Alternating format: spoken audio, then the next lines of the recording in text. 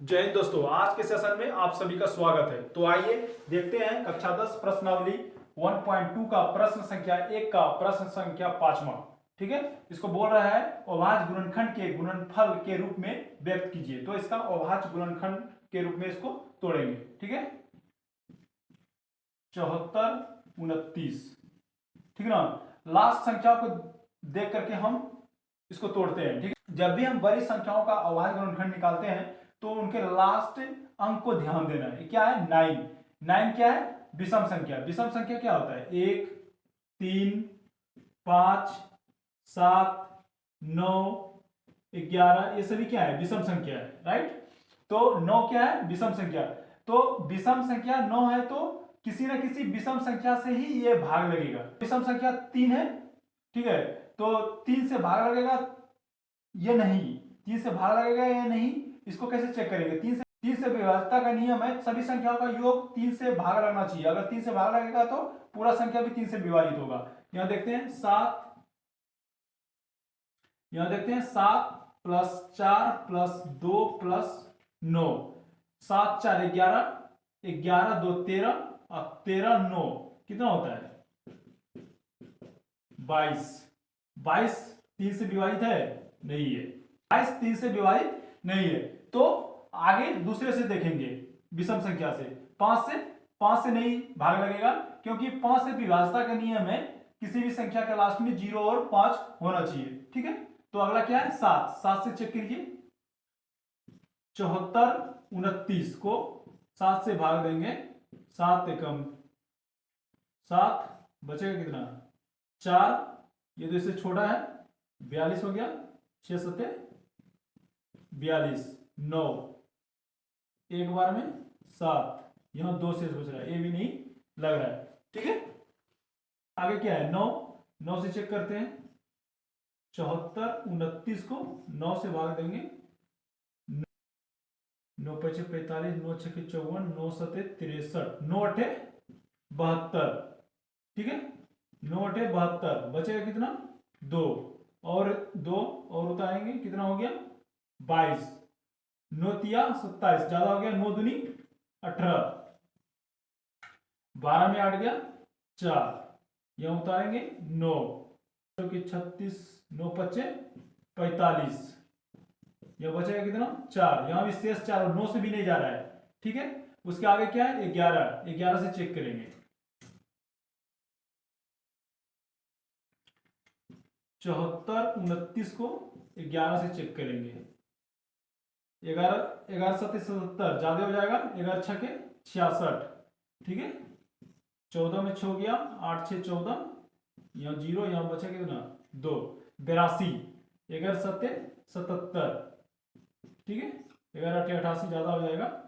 तो 12 में 7 गया 5, यहाँ पे 0 59। 11 5 55, यहाँ बचा कितना? 4, ये भी नहीं जाएगा। ठीक है, 11 से भी नहीं जा रहा है, 11 से भी, यहाँ 11 से भी भाग नहीं जा रहा है। तो आगे देखेंगे। आगे आगे क्या होगा? 13। 11 के बाद विषम संख्या क्या होता है? 13। 13 के बाद क्या होता है? 15। 15 के बाद क्या होता है? 17। 17 के बाद क्या होता है? 19। ऐसे ही क्रमबद्ध चलते रहेगा। ठीक है, ये सभी क्या है? विषम संख्या है।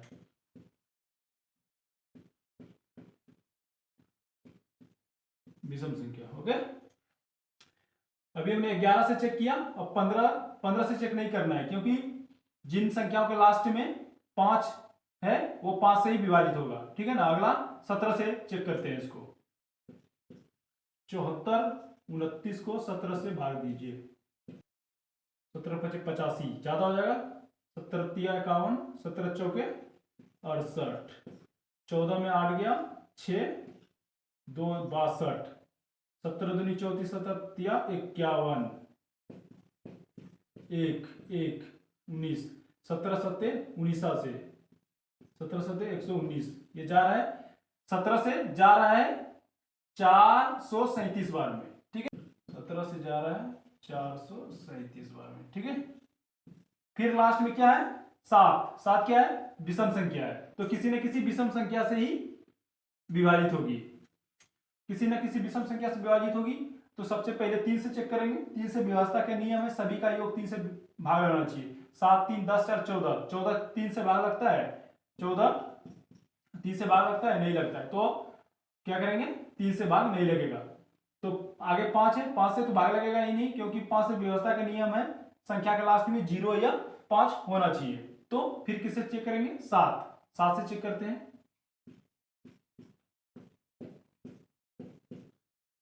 7 6 बार में जाएगा, 42 1 17, 7 दूनी 14, तो शेष 3 बच रहा है।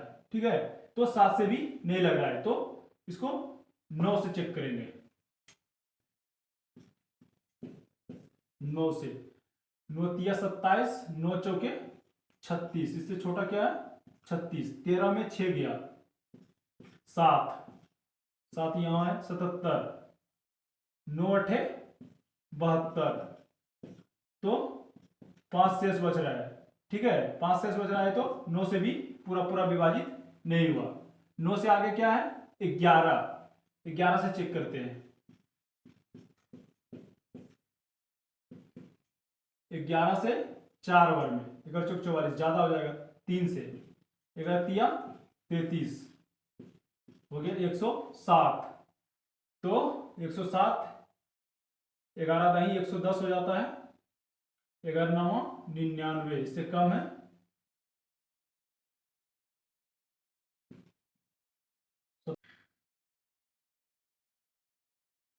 17 में 9 गया 8, यहाँ पे क्या बच गया 9, 9 में 9 गया 0। ठीक है ना, तो 8 शेष बच रहा है, ये भी पूरी तरह से भाग नहीं लगा। तो 11 के बाद किससे ट्राई करेंगे, 13 से।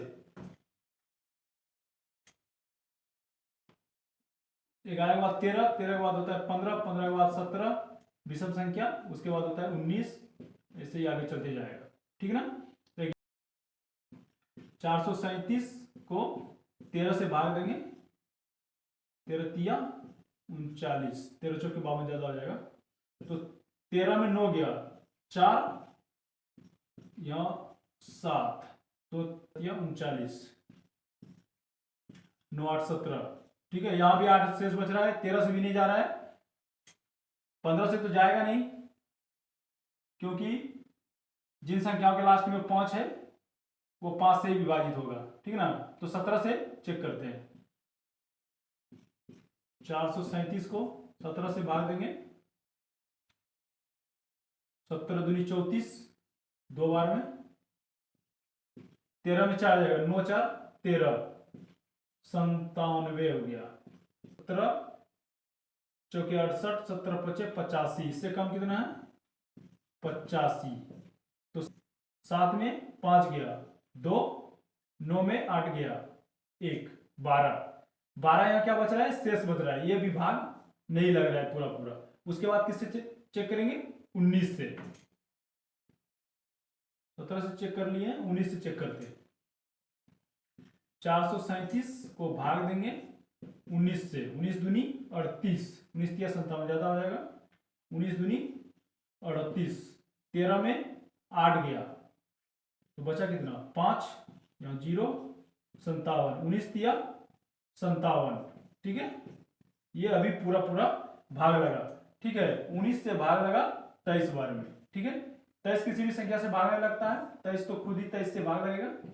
ठीक है ना, तो 74 29 का अभाज्य गुणनखंड हुआ 17 गुने 19 गुने 23। गुणनफल के रूप में लिखना है, तो गुणनफल क्या हो गया, एक संख्या कितना बार रिपीट हुआ है, तो 17 तो एक ही बार रिपीट हुआ है, 19 भी एक ही बार, 23 भी एक ही बार, यही हो गया हमारा आंसर। ठीक है।